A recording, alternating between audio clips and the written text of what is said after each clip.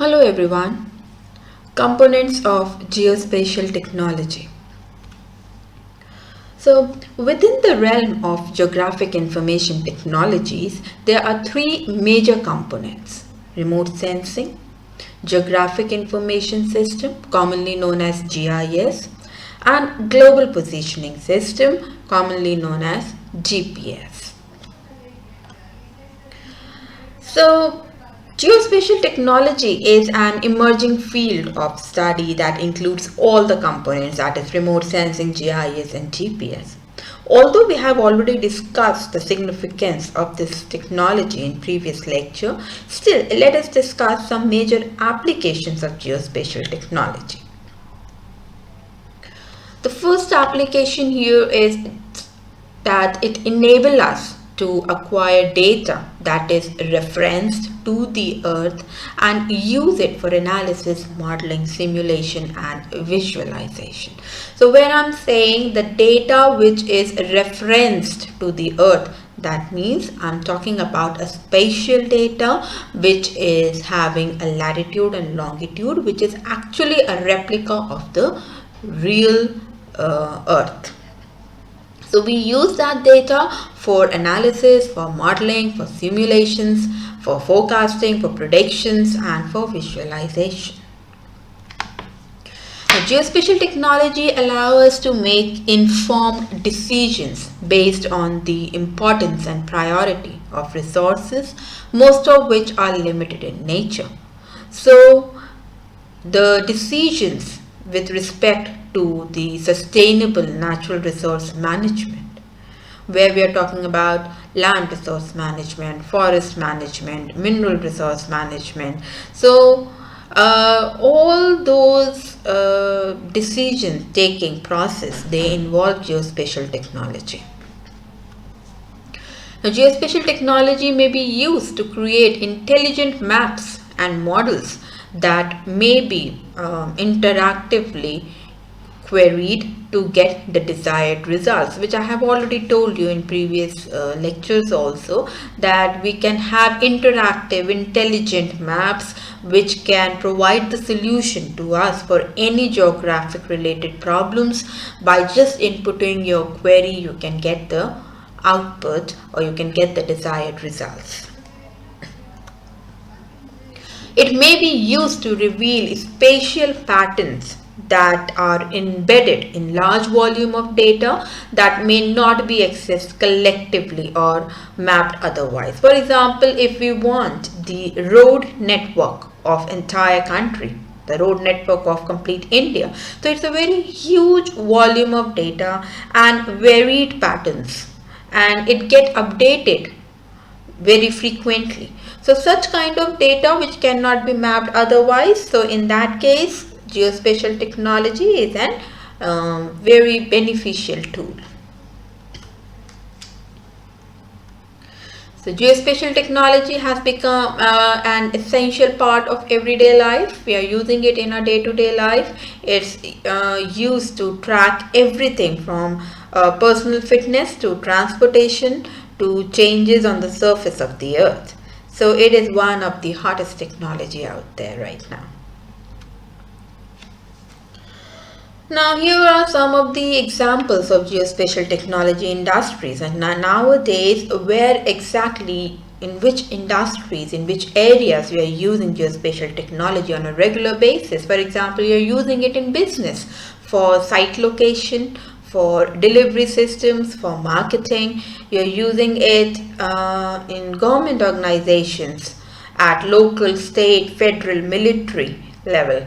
Then we are using geospatial technology in economic development, where we want to study population, income, census data, demographic studies. So we are using geospatial technologies here. Then emergency services with respect to fire and the police.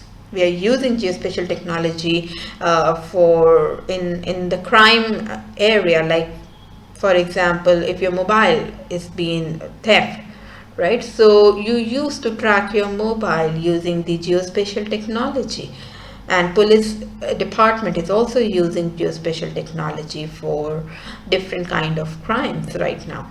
So we are using geospatial technology in environmental field for monitoring and modeling different natural resources.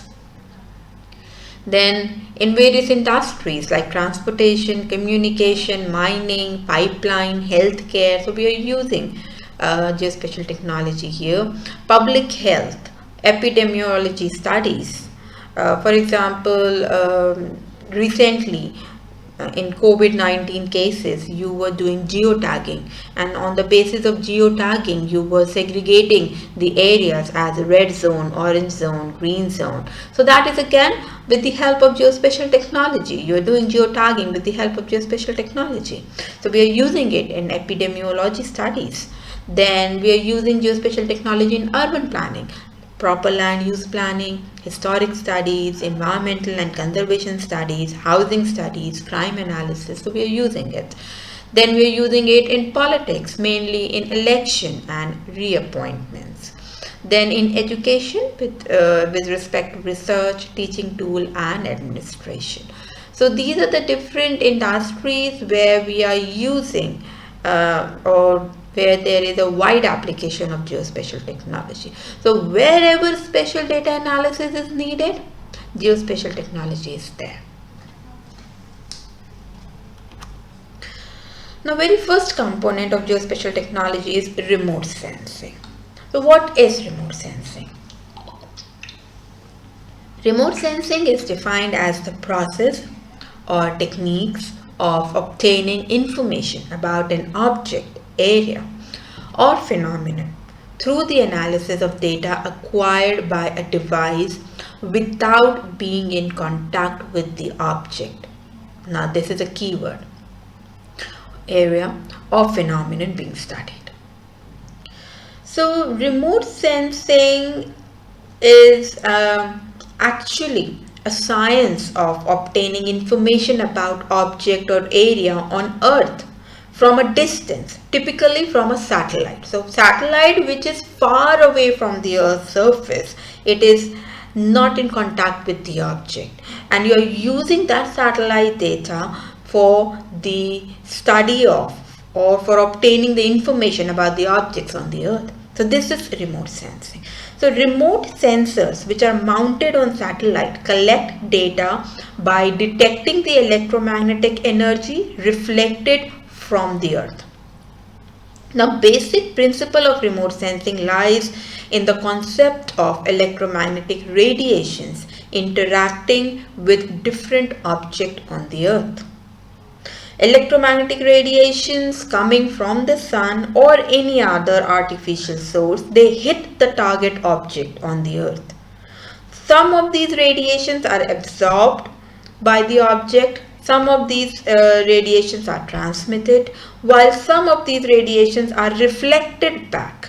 Now these reflected radiations, the radiations which hit the object, now object can be anything, can be a tree, can be a mountain, like any object present on the Earth. So the amount of these incident radiations which are reflected back by the object, these reflected radiations are read by the sensors which are installed on the satellite. So this was all about a brief introduction of the first component, that is remote sensing. The second component of your geospatial technologies are Geographic Information System, which is known as GIS. Now, Geographic Information System are computerized systems designed for storage, retrieval, and analysis of geographically referenced data. Now, GIS uses advanced analytical tools to explore the spatial relationships, patterns, and processes of cultural, biological, demographic, economic, geographic, and physical phenomena. Again, the term spatial is of huge importance. Anything which has a spatial contact can be studied or analyzed using GIS. So GIS is a computer software. Google Earth, for example, can be considered as a very nice symbol of a GIS software package. To explore more, we usually use a GIS software called as ArcGIS. Now, ArcGIS is produced by a company called ESRI. The full form of ESRI is Environmental Systems Research Institutes. We commonly call this company as ISRI. So ISRI is the company which produce a very commonly known software, GIS software, that is ArcGIS. So we'll learn about ArcGIS during our course. Then the ISRI is actually the #1 producer of ArcGIS software. Then GIS is a collection of computer hardware. Now it is a service that is distributed and accessed via internet. It is a tool, it is a system, and finally it is a science. So, and I really want to highlight this term science. There is so much behind GIS today. The tools of GIS and the tools of geospatial technology really blend itself to be a science. You can have specific GIS technicians, GIS users, but you can also have auxiliary users. For example, someone who is in business can use GIS as a tool for his business. So, who is in politics, he can use GIS. Who is in physical sciences will use GIS. So GIS can be used to study all of these different problems across all of these different fields. So GIS is something which is multidisciplinary in nature. Now, what exactly GIS is? What is the definition of GIS? For different group of people, definition of GIS is different. For a general public, for a layman who don't know anything about science, it is just a container of maps in digital forms, where it is much more than just a container of maps in digital forms. This description can be misleading, but it may nonetheless be helpful to give to someone looking for a simpler explanation. So for them it is just a digital form of map, like a Google map. But for a decision makers, community groups and planners, GIS is a computerized tool for solving various geographic problems. Now this definition speaks to the purpose of GIS rather than to its function or physical forms. For management scientists and operation researchers, GIS is a spatial decision support system which explains the function of GIS with respect to decision making using geographic data. For utility managers, transportation officials, resource managers, GIS is a mechanized inventory of geographically distributed features and facilities. This definition explains the value of GIS to the utility industry, where it is used to keep track of such entities as underground gas lines or pipes, transformers, transmission lines and poles, etc. Then with respect to scientists and investigators, GIS is a tool for revealing what is otherwise invisible in geographic information.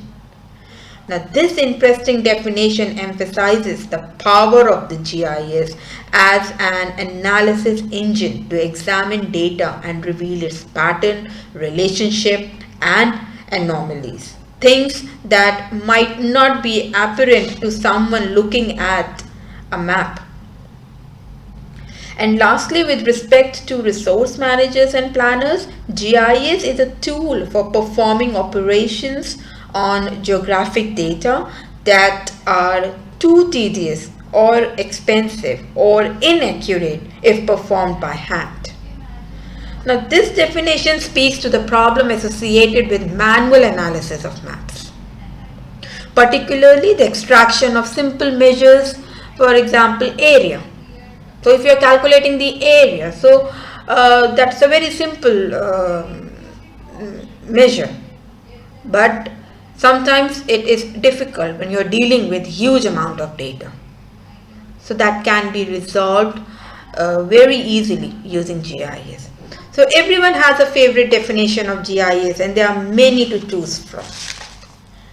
So for different purpose, GIS is different.